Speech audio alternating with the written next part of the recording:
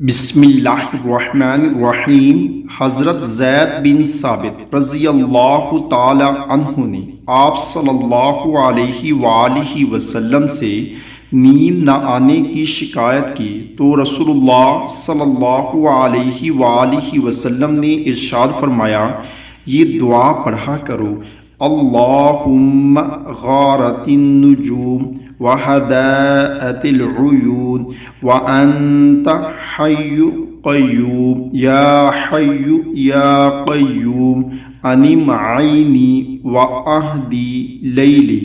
اے اللہ، ستارے چھپ گئے اور آنکھوں پر سکون ہو گیا، تو ہمیشہ زندہ اور قائم رہنے والا ہے۔